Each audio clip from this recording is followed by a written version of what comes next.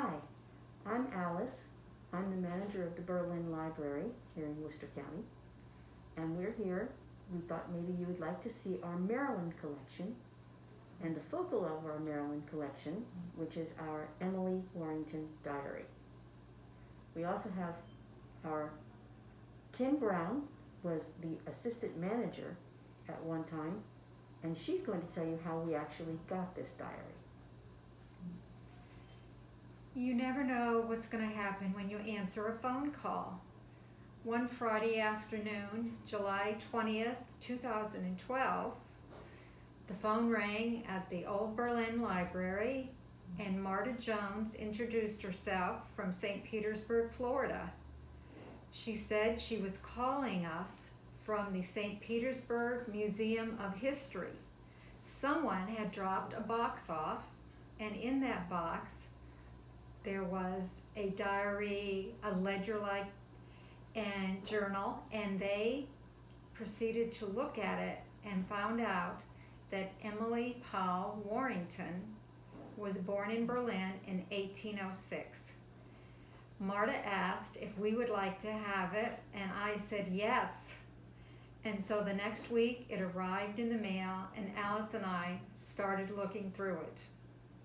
And Alice is going to tell you more about how it was digitized.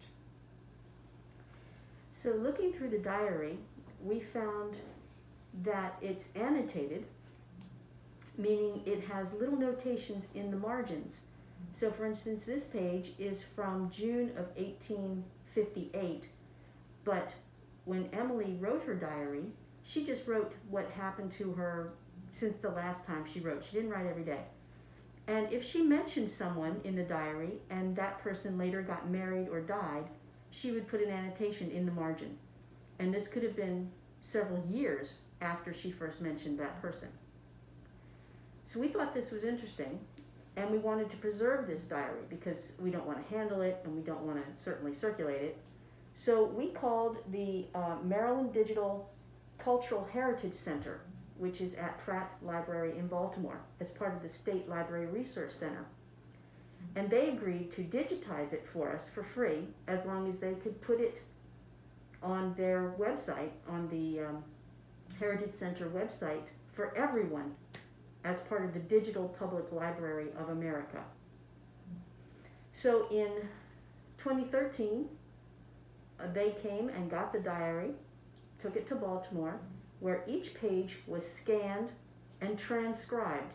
It took 8 months to do this because some of this writing, as you can see, it's old copper plate, and some of the ephemera, some of the sub-diary, were just loose pages that they had to figure out where they went. And some of the pages are so very, very faded that it's hard to read them at all. So you can see some of them are more faded than others. Like this page is very difficult. It took 8 months to do this. We also found in the diary that wasn't actually part of the diary, but is part of Emily's story. She kept part of her diary on an old manifest from the Wicomico and Worcester Railroad, or excuse me, Wicomico and Pocomoke Railroad. So this is a nice piece of history. But this was an empty manifest, and she just took pages from that to write her story. We also found, stuck in the pages, we have obituaries, advertisements. This is for the Berlin restaurant where there are good things to eat. We found a lace cuff, part of a lady's garment, and numerous photographs. And I think Kim has a picture of Emily. There she is. Picture of Emily.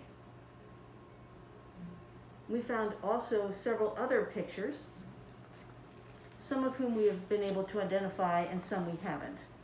So we believe this is also a picture of Emily. We found an obituary for a William L. Warren, and we found pictures of him as well. We found an old daguerreotype. We haven't yet identified who those people are. But here we have Emily again. All in all, we found that the diary, with its annotations, covers a span of time. You find a page that you can read. There we are.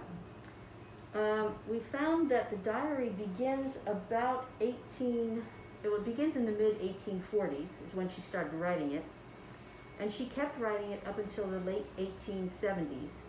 But with her annotations, the diary actually spans a period of over 100 years in Worcester County history, including the Civil War and the encampment that was at Berlin. And I think, Kim, you found an interesting entry that you wanted to share. It was very interesting. I think it refers to a Mr. Walker's sister. Her name was Edna. And Emily Warrington writes that she was beautiful but a bit silly because she was quite smitten with Willie Purnell.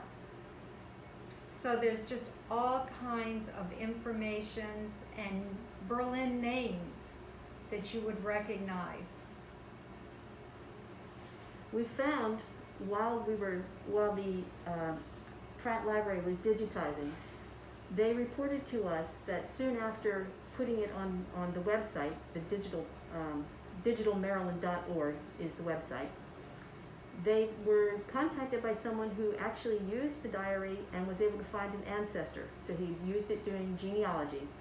So we think that's a complete successful addition to our Maryland collection. I don't know, is there anything else that we want to add?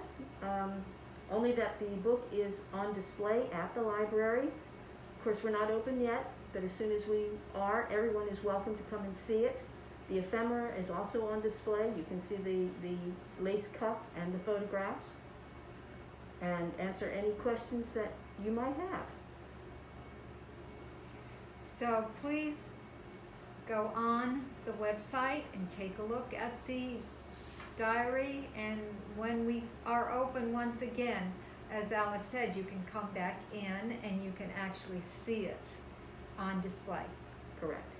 That website, again, as part of the Digital Public Library of America and Digital Maryland, which is sponsored by Pratt Library or the State Library Resource Center in Baltimore. It's digitalmaryland.org.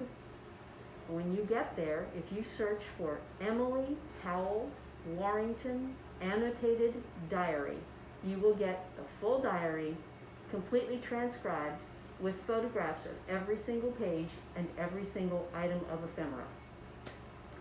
Have fun with your search, and thank you very much for joining us.